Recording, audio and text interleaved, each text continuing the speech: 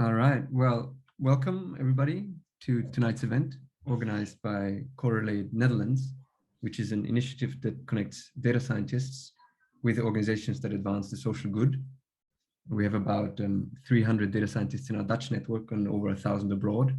And if you want to learn more about us, join the community, you can find out more on correlate.nl, our website. Now, for today's event, we are in a climate emergency driven primarily by our fossil fuel-based energy system. So over 80% of our energy comes from coal, oil, and gas. And one key solution here is to electrify everything and draw that electricity from renewable sources.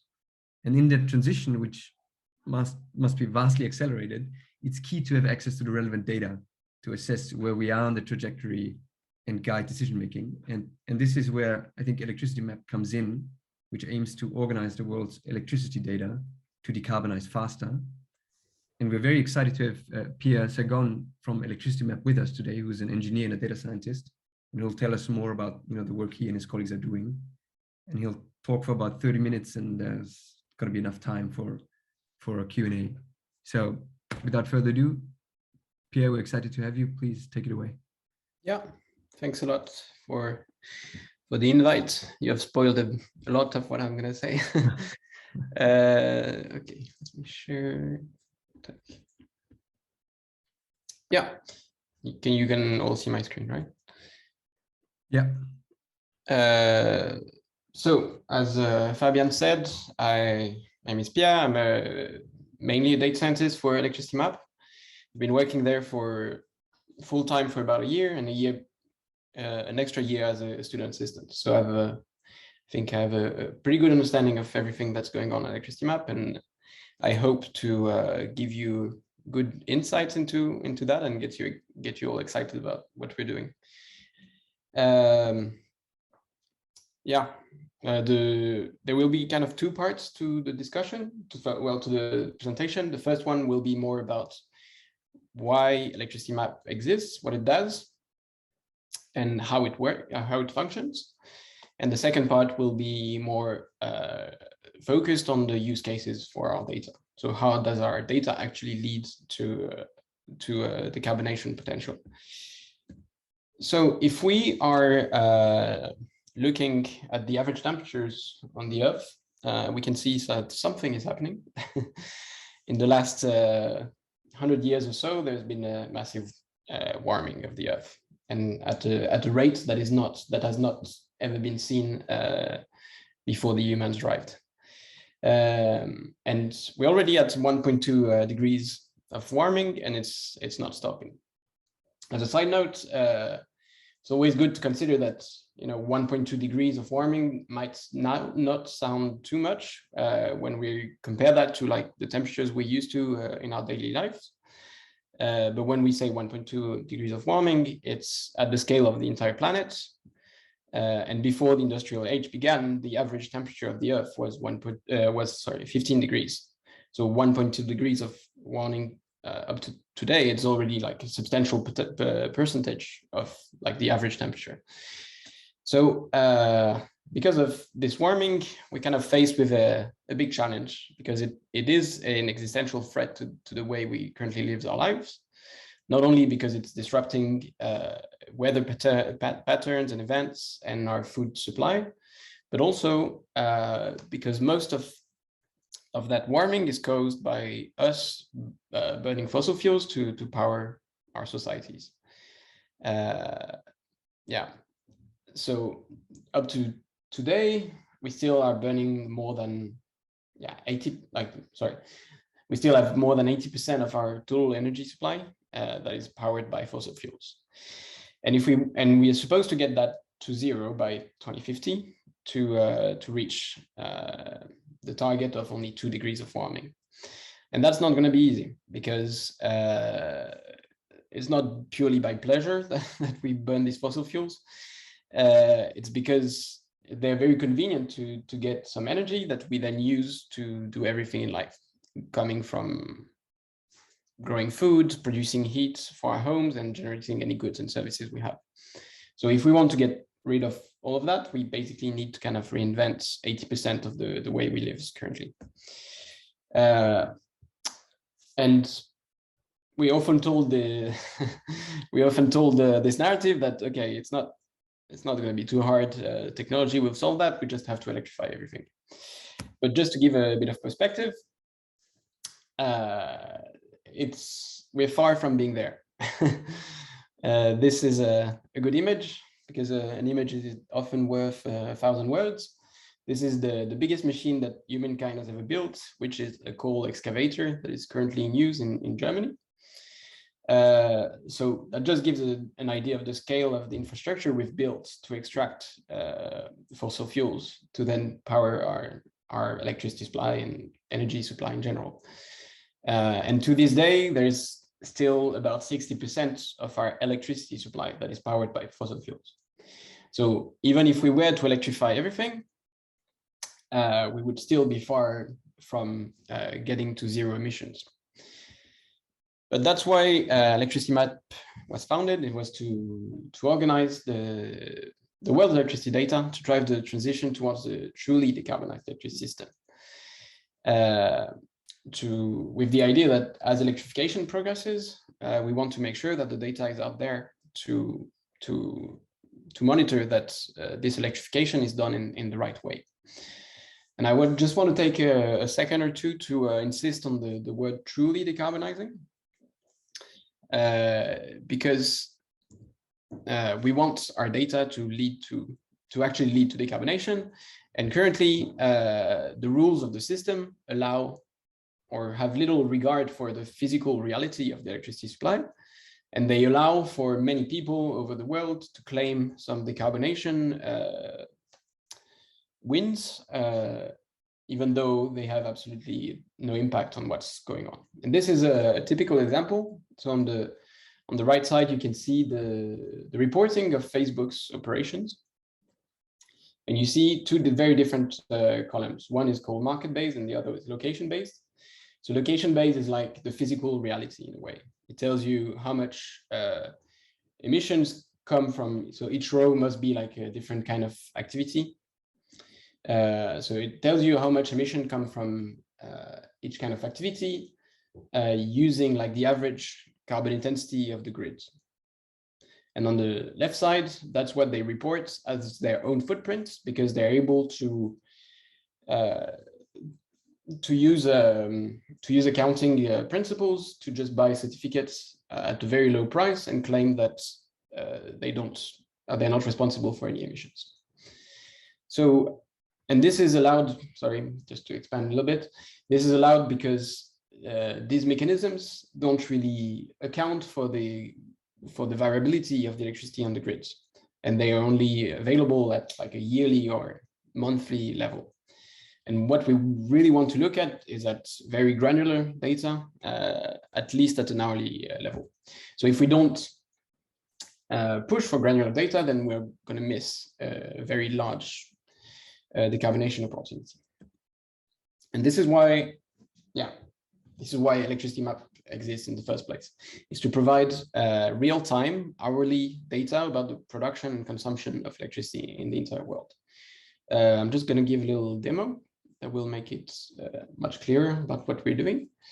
So this is the live map that is available for free just on the internet. You can type ElectricityMap and you'll find it. And it's just a nice visualization of all the data that we are gathering and serving. So you can see the entire world, and all the zones that are colored are zones for which we have real-time hourly data. So if we look at, most of you are based in Netherlands, we can look at Netherlands right now. It's telling us that a lot of the electricity from Netherlands comes from gas production and solar production. And here you can see all the exchanges between the different countries, which you can see with the arrows. And these exchanges are super important, especially at the scale of Europe, because all European countries are interconnected, and you can see actually the whole European grid as a single network instead of different countries that just exchange a bit of electricity. And for some countries, these exchanges are even more important. Like if you look at Denmark,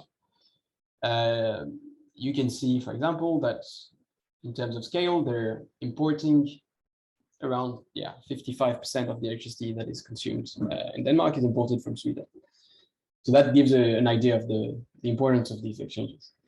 And they're also important because they influence the consumption mix a lot. And often we're presented with figures about the production mix in different countries. And just to clarify, the consumption mix is obtained from looking at the production plus the imports minus the exports. And when you only look at production, then you can easily make claims that are actually not super realistic for the consumption of electricity, especially like in the case of Denmark. If they're importing that much electricity from their neighbors, then if they actually want to reach a target for decarbonizing the electricity that is consumed, then they also need to work a lot with the neighbors to ensure that they will export to them clean energy. Yeah, so that's just an overview of the live app. I advise you to have a look by yourself and have fun with it. Okay. So if we look at how electricity map works under the hood, the first thing is that it is the core of it is completely open source. We rely on an open source repository with more than 200 contributors that are helping us find data sources and build parsers to extract this data. And it can take these parsers that extract the data that is publicly available can take many different forms. Some are very straightforward. They're just like querying an API to get already like very granular data. But for some other places in the world, it can be a bit more tricky. As you saw, like we have zones in India, for example, where the process for getting that data is to fetch PDFs from a website where it's manually updated every hour and do OCR on these PDFs to extract the production values. So our contributors are having a lot of fun nerding on and finding these sources, and then we integrate that into our data platform. So we fetch all of that public data thanks to the help of our contributors, and have a few hundred parsers that are orchestrated automatically, which feeds some events, so parser events, into a first database. And then the big thing that this data platform does is that it passes all of these events through an algorithm that is called flow tracing, that is able to compute consumption, like consistently consumption values for all the zones we have. And then on top of that, we also serve some forecasts. I'll get back to these later on to predict basically what is the carbon intensity for the next 48 hours and what will be the power production and power consumption breakdowns for the next 48 hours. So the flow tracing, as I said before, to compute the consumption, we need to take into account production and exchanges. The way it gets tricky is that you might have cycle loops in the exchanges. So you can see that, for example, on the right here, Sweden exports to some zone of Norway that exports to another zone of Norway that then exports to another zone of Norway and then comes back. And here you already have a cycle loop in this part. I don't know if you can see it on your screens. Same here. You probably can find other ones like, oh yeah, Sweden goes to Germany, Germany goes to Poland, Poland goes to Lithuania and comes back to Sweden, that exports to, etc. So that creates a bit of a mess to compute the consumption values. And the assumption that we base our algorithm on is that as soon as you're mixing two two electricity sources together, then you can't unmix these. And we like to use the smoothie analogy to explain that. So if you were, to have one small power grid that was only connected to a windmill, and another one small power grid that was only connected to a coal power plant, and you were to connect them together, then the electricity that would result from that connection would be like a mix of the wind energy and a mix of the coal energy. And so that's how we get the consumption. We use basically the conservation of energy and CO2 to say that consumption equal production plus imports plus exports, which gives us a big linear system. And then we can just invert the matrix that represents the linear system that will give us the consumption.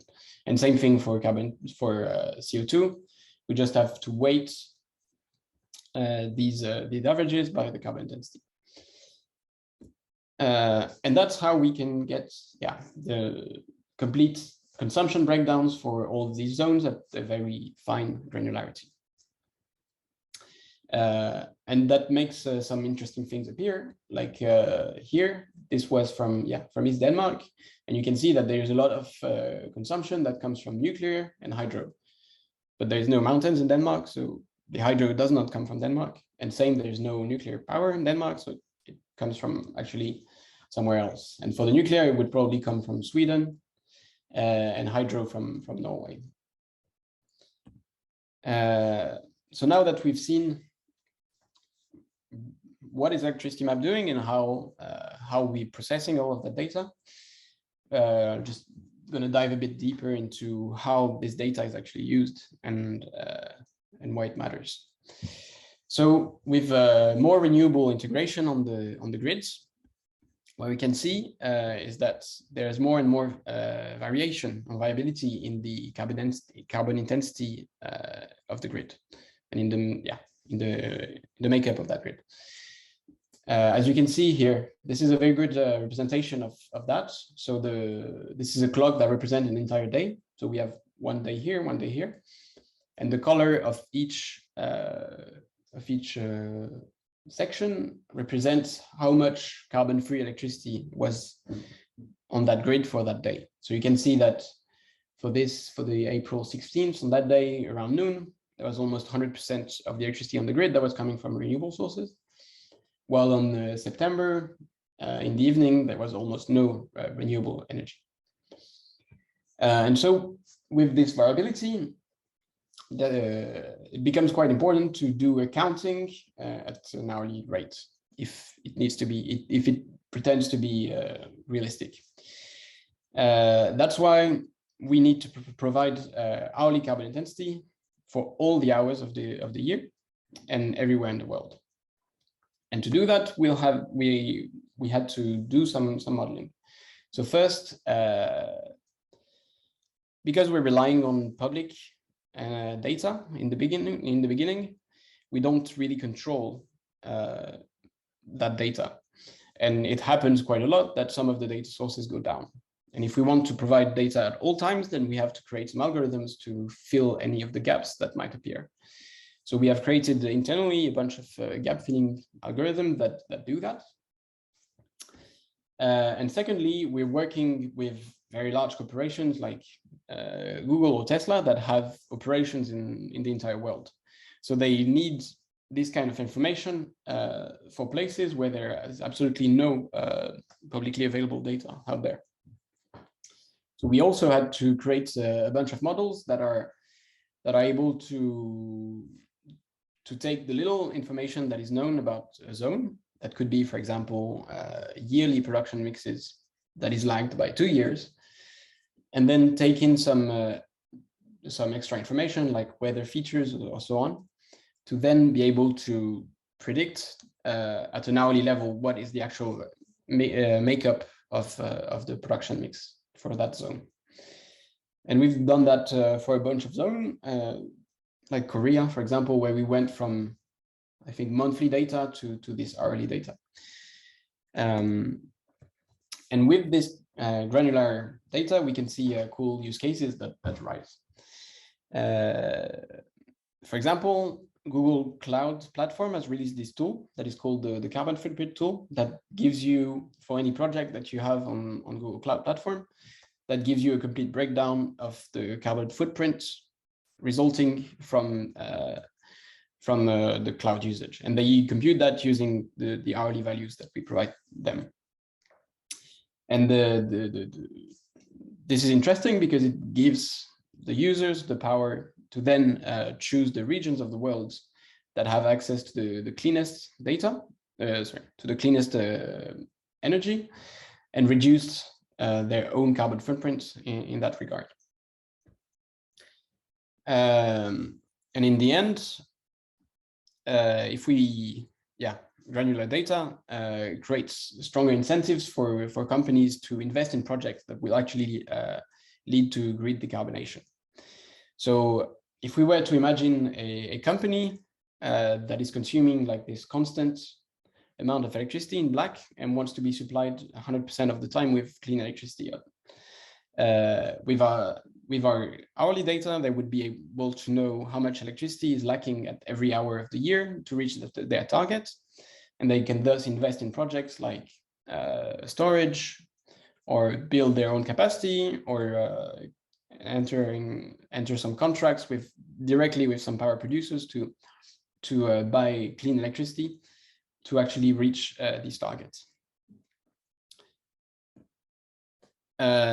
Second use case we have is to enable demand side response. So if you're a company that has a goal of decarbonization, or of reaching like 100% renewable energy procurement, then you can make your life easier by shifting the consumption of your processes at times where there is more green electricity on the grid, for example.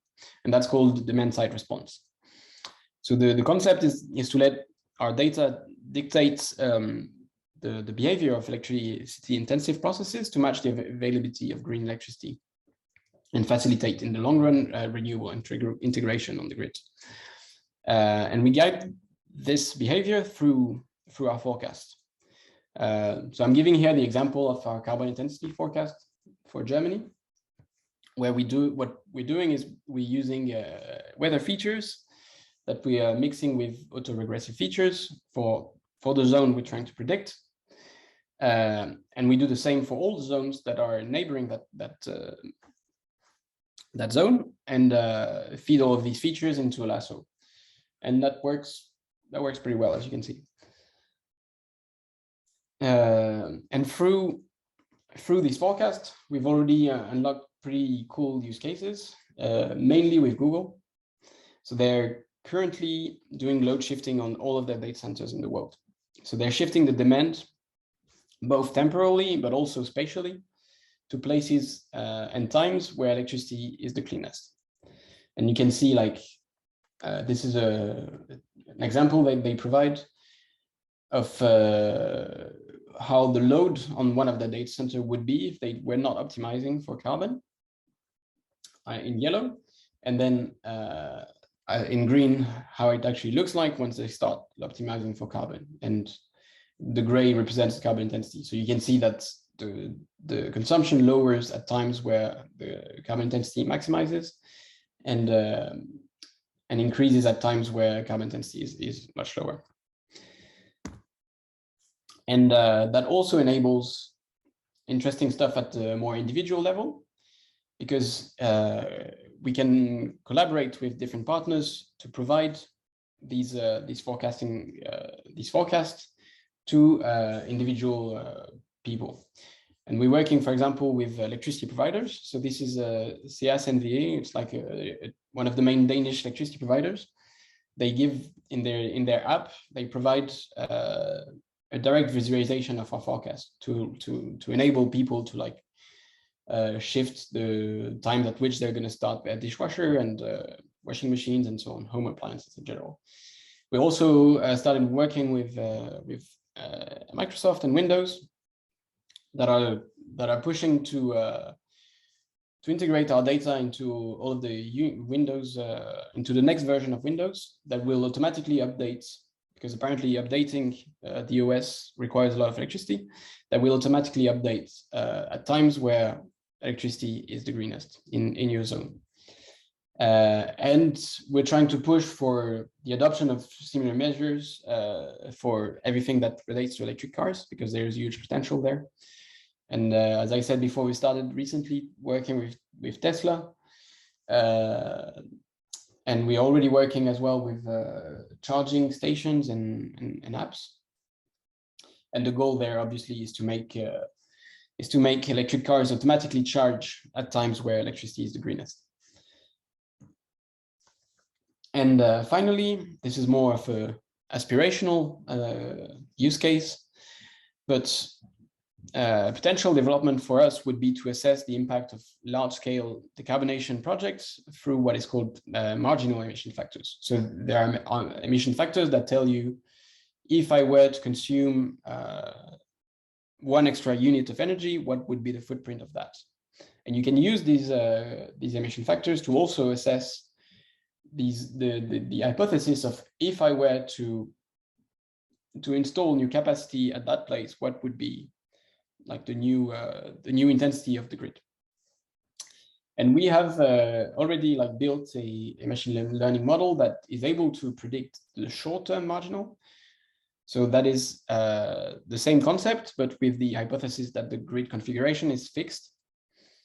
And we believe that if we're able to also use our data to then train a model that is able to predict more of a long-term marginal, then we can actually work with people that have, let's say, the money or the will to invest into adding new capacity on the grid, and help them pick the best spot and the best configuration for their new let's say wind power project to actually decarbonize the grid. Yeah, I think that's about it. Thanks a lot for your attention. I hope that you have a lot of questions, because I'm happy to answer all of them. And just a side note, we're hiring. So if anybody is looking to move to Copenhagen, we have a bunch of positions open. Excellent. Thank you, Pierre, for this tour de force of all the cool stuff you're doing there. Are there questions? You can either type in the chat or raise your hand, or just let it flow.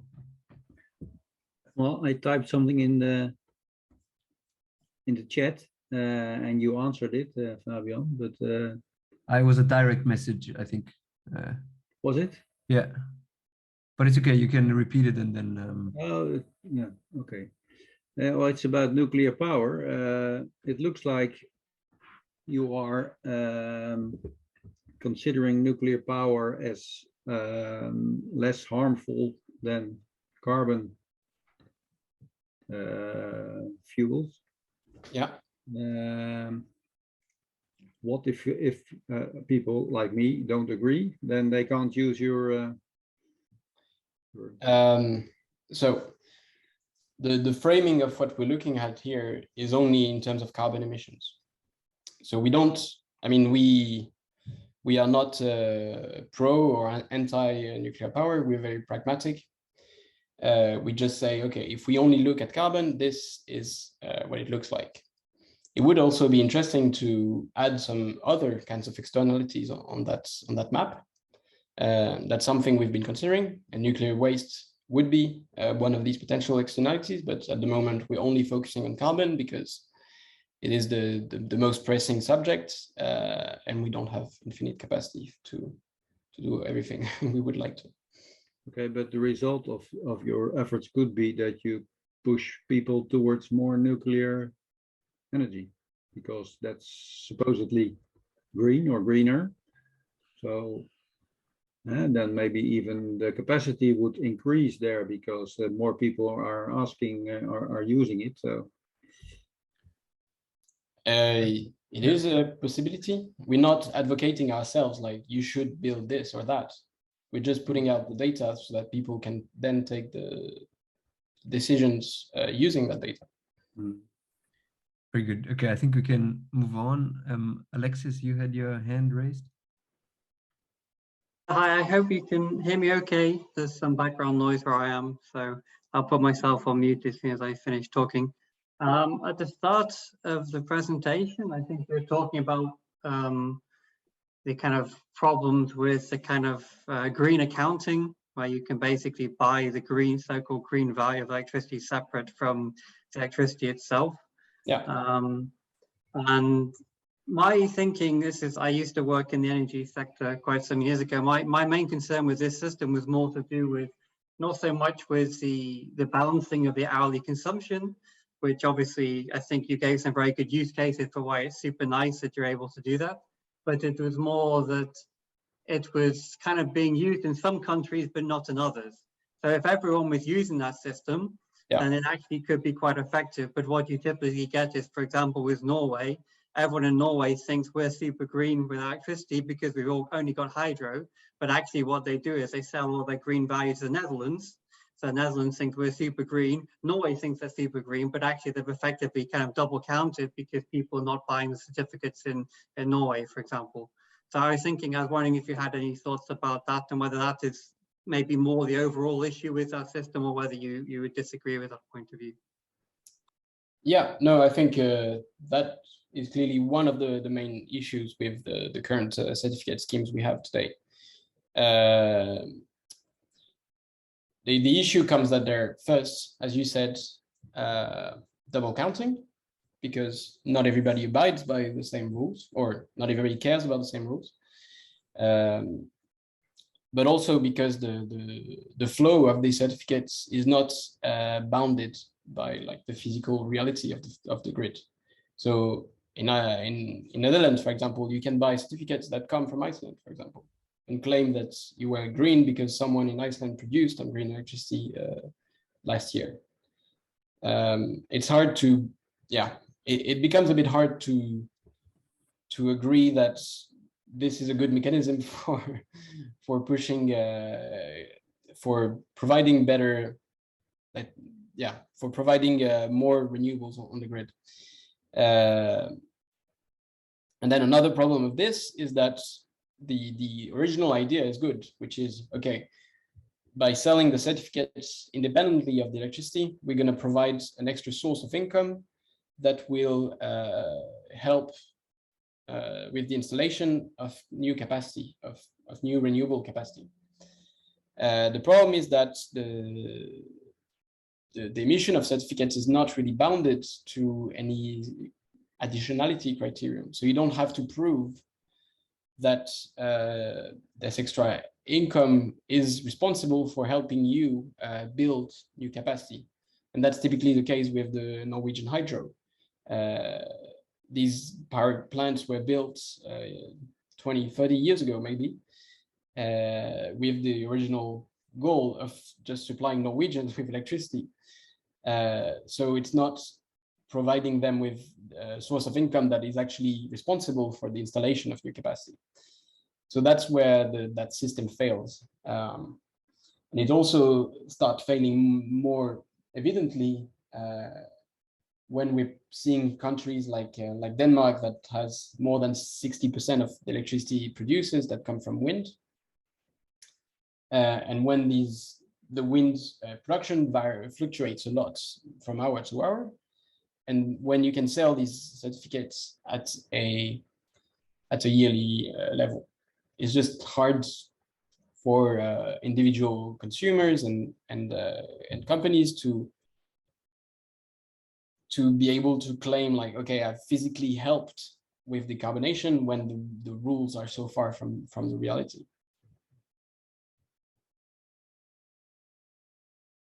But I agree that on a theoretical point of view, the main problem is the double counting.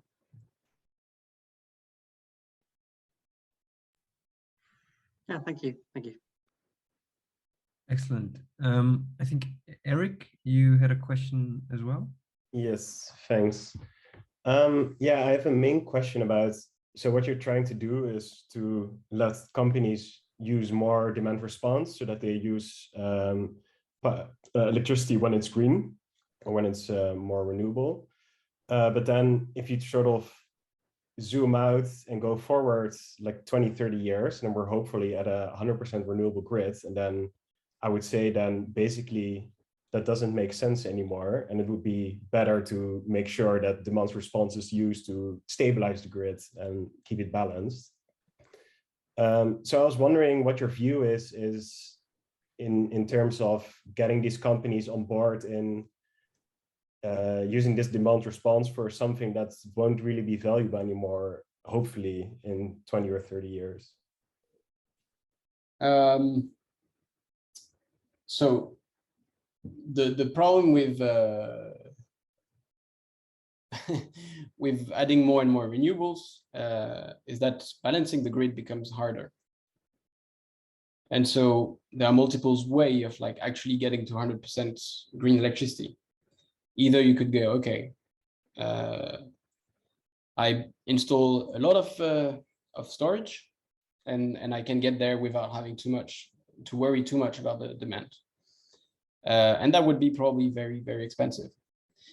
And then the alternative is to work on different levels and different and work on, okay, installing more renewable capacity, but also pushing people to adapt their demands to that to the production that is provided by the renewables. And I don't think that this will disappear if we reach 100% renewable. This will be actually a very important factor in making sure that the grids can actually operate with 100% renewable electricity. And that demand can come from very varied ways. It can be storage, it can be demand side response, it can be, there's a lot of plans about hydrogen and so on, but it's a difficult problem. And I think that demand side response is only a part of the solution, and we need to accept and push forward an initiative that is actually helping us getting there.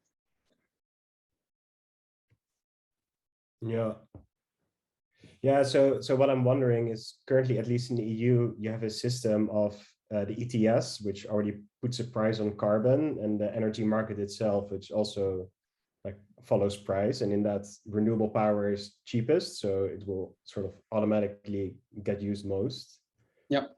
So there's already sort of an incentive for companies to use green power.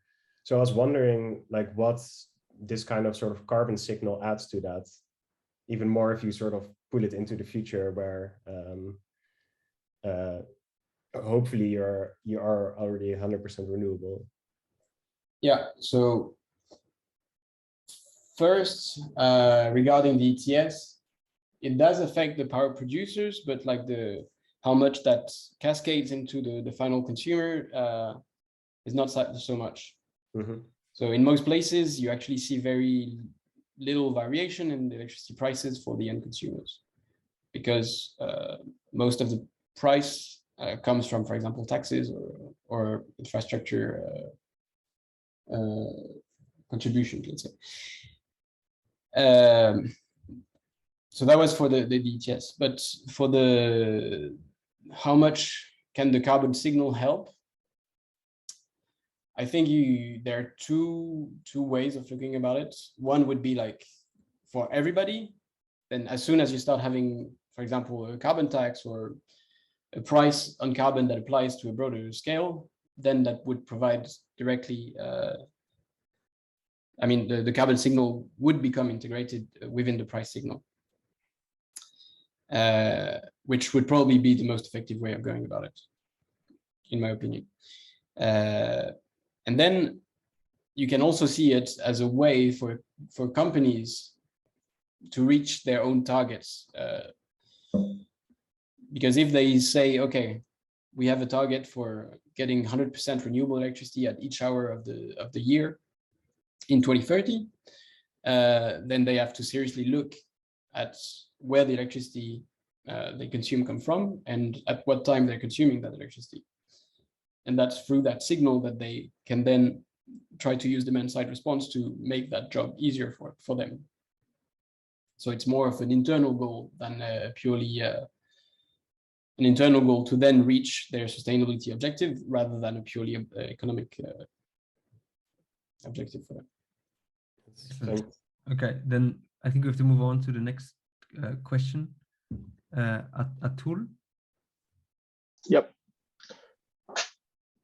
Hi, Pierre. Thanks for the great talk. That was quite interesting. Can you guys hear me? Yeah. Okay, perfect.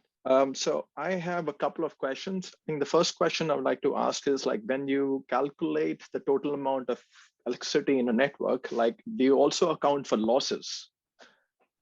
No, that's currently one of the weaknesses of what we do is we can't really account for losses. But I mean, the figures I've seen were that in general, you should account for maybe 1 or 2% in terms of losses. So it doesn't change that much the overall picture that we're showing. Okay. Yeah, I was just thinking about, like, because you're connecting grids in different countries, and I guess some countries can better accommodate losses than others. So I was just curious about that.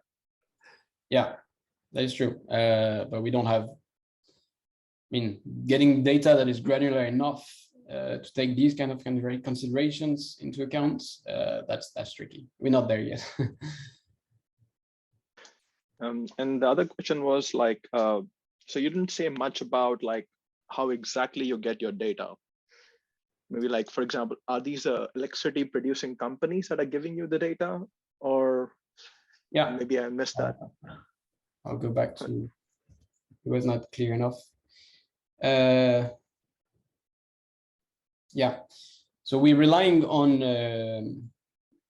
as I said during the talk, we're relying on our contributors through our open source repository to go online and try to find data sources that verify the requirements we have, which is like hourly, reliable enough in terms of consistency, and that can break down the production into different modes. And so you have hundreds of people that go around and look for it. And generally what they find are data that is published by transmission system operators. There are some places where transmission system operators are mandated by law to share that data for free, most notably in the EU. In other cases, it's just like, let's say, an initiative by the energy ministry that say, okay, we want to share the data about electricity production. And they open up an API, or they share some CSVs that are uploaded every hour automatically or every day. And in other cases, we go directly to the power producer level. So it's only data that is publicly out there. And we do that because for transparency reasons. We want the entire process to be as transparent as possible. So we take publicly available data, and then the processing is in-house, but then we share the end result for free as well. All right, thanks. Awesome. I think Martijn, you're up next. Yeah. Well, thanks, Pierre, for the talk so far. It's nice to hear all the progress you're making. Yeah, I had two questions. The first one you just answered. The second one is actually, does it make sense for you to also have access to more fine-mazed data, like from individual people's solar panels, maybe through, for instance, the suppliers of the solar systems like SolarEdge, who have these large networks of data as well? So for let's say the individual power capacity, then it depends on if it can be fed back into the grid or not. The picture we want to show is like, if you were at any place to draw 1 kWh out of your power socket, what would be the mix of that, and what would be the carbon intensity of that? And that's assuming that you don't have your own self-consumption, basically. But if you were to have a solar panel on your roof, and that you were producing at the moment, and that was going to the grid and then back to you through the grid, then we would assume that the electricity that you send through the grid is mixed with the rest of the grid, and then you would consume the result of that. Does that make sense? Yeah, it makes sense. Thanks. And so there are places where we actually consider solar rooftop into the mixes we have. That's the case in Australia, for example. But it depends on zones. All right. Well, good luck. Thank you. Awesome. I think Anastasia, you're up next. Yeah, thanks. So you showed us like an overview of what ElectricityMap does, and I was wondering, like, is it your ambition to also like steer, let's say, appliances, cars, and so on, or you currently aim to, for example, provide this data to anyone who wants actually to make some decision making based on the data? And the same goes, for example, for kind of advisory on where to install any renewable, like based on these power flows. Do you intend to do this yourself or sell this data to someone who's willing to? So our first objective is purely about organizing the data and putting it out there. And we know that we'll be there once we start becoming like the reference for anything that is electricity data. And so until we've reached that point, we are focusing our efforts into making as much data available as possible. But then we see a point, maybe in 1.5 years, 2 years, where we'll actually be there. And we'll have to start considering, okay, what's next then for ElectricityMap? And that is one of the directions we could go towards. It's like actually providing services on top of that data, and optimization, energy procurements are definitely like areas that we could look into. But currently we're just feeding that data to our customers that are then doing that job for us. Yeah, got it. Thanks. All right. Well, maybe then I can throw in a question. Maybe you can expand a little bit on that last equation and how you actually sort of estimate this, what do you call it, the marginal origin of electricity or something? Yeah. That machine learning problem at the very end.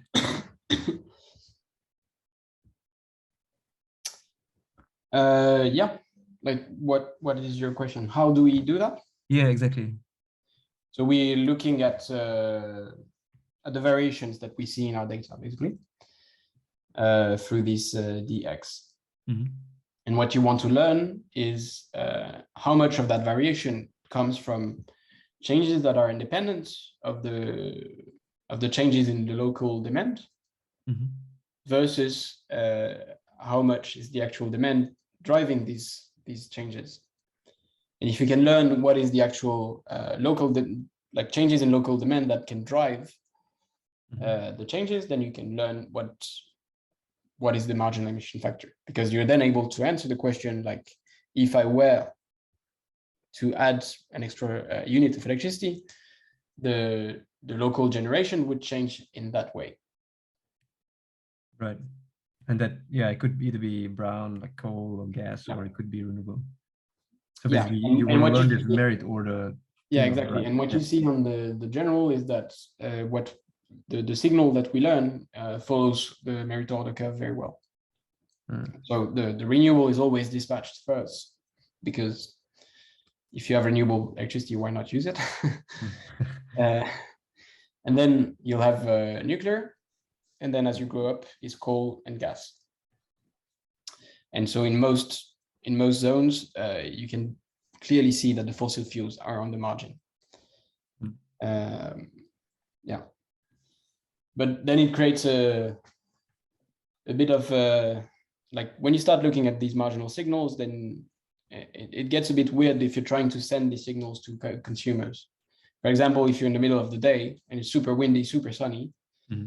then your initial intuition would be, okay, like the renewables are like powering a lot right now, so I want to consume.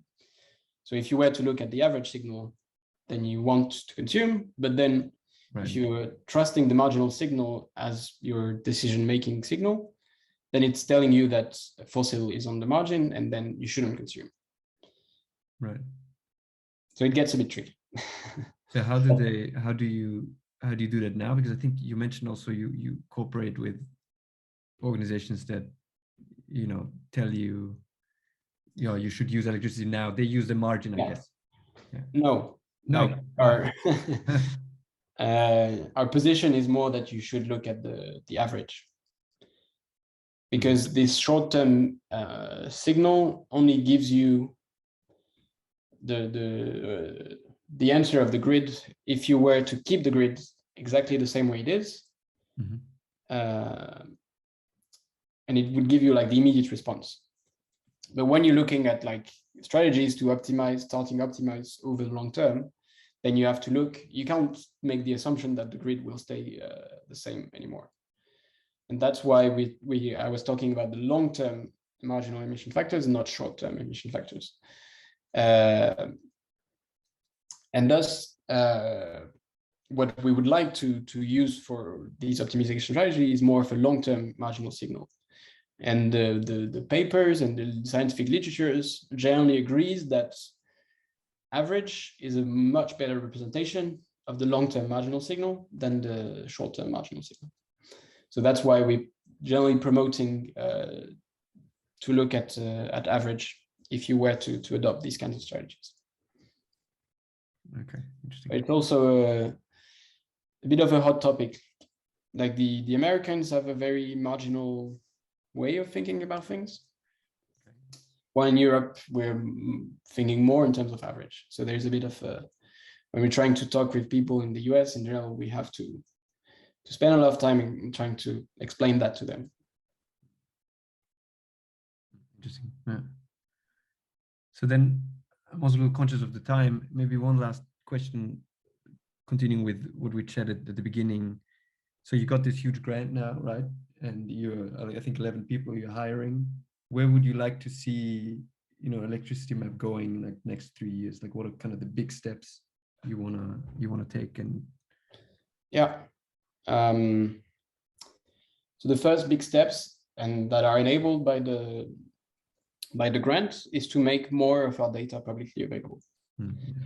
Because what we currently give out for free is what you can see in real time. But we will start soon showing an historical view on the map where you can see like, okay, how did the grid intensity evolve over the last years, for example. And you can see, oh, Germany has been spending a lot of resources into installing new renewable capacity. What is the actual effect of that on the average emissions? And that will, yeah, that's a big piece that's coming up. Then we want to actually start sharing that historical data for free in like a ingestible way.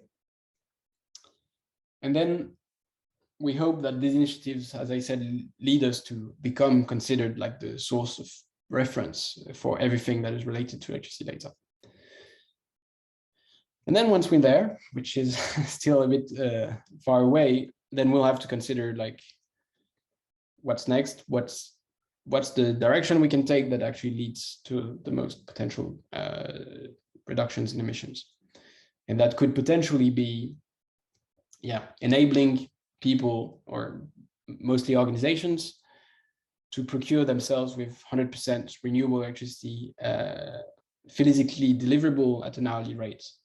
That would be a big thing, because currently the only companies that are making these that are going for these objectives are companies that are really big and that have the internal capacity to like set up a team of energy specialists that are looking into that, and data scientists that are setting up the optimization strategies to do demand side response and so on and so on. So it's quite complicated at the moment to do that.